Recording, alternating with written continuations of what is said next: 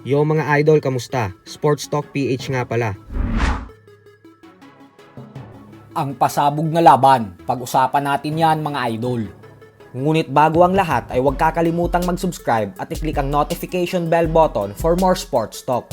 So nagulanta nga po ang mundo ng boxing kanina lamang matapos lumabas ng balita na ang ating pambansang kamao Manny Pacquiao ay nakatakda na ulit sumampa sa ibabaw ng lona ngayong taon. Ito ay dahil muli natin siyang makikitang lumaban sa April 18 sa Thomas & Mack Center sa Las Vegas, Nevada, kung saan makakatapat niya ang former WBO Junior Welterweight Champion na si Ruslan Provodnikov ng bansang Russia.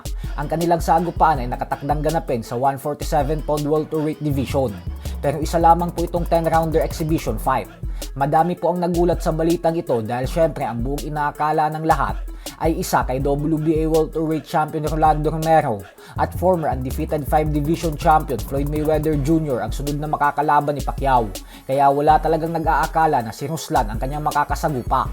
Ganun pa man ay magandang laban pa din po ito dahil malakas din talaga itong si Provodnikov. Bukod dyan ay mas bata rin ito kay Pacquiao dahil may edad pa lamang itong 42 anyos. Pero kung usapang pagiging aktibo lang sa ibabaw ng lona, ay di hamak na mas aktibo pa rin ang ating pambansang kamao dahil taong 2016 pa ito huling beses lumaban. Sa madaling salita ay isang dekada na itong retirado sa pagboboxing. Taong 2014 pa sana ay may pagkakataon na siyang makalaban si Pacquiao. Subalit sa kasamaang palad ay nawala ang oportunidad na ito sa kanya dahil natalo siya sa hindi inaasahang pagkakataon sa kamay ni Chris Algieri. Dahilan kung bakit si Algieri ang nakalaban ni Pacquiao na siyang kalaunan ay tinalo lang din ni Pacman via lopsided unanimous decision.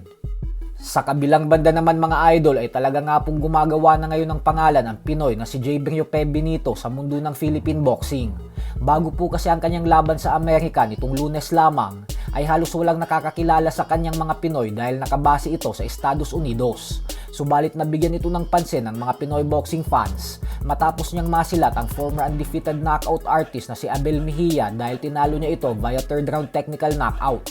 Bukod dyan ay ang legendary rin na si Freddie Roach ang kanyang head trainer, kaya mas sinusubaybayan na siya ngayon ng mga tao. Pero ang matindi nga po kay Benito ay dahil sa napaka-impresibong performance niya kontra kay Mejia, ay siya ang nabigyan ng Sufa Boxing ni Turkey at Dana White ng malaking bonus gawa ng ang laban niya ang nanalo bilang performance of the night sa gabing yun. Sa kasalukuyan ay may edad ng 29 anyos itong si Benito at may napakalinis na record na 7 wins with 5 knockouts at walang talo.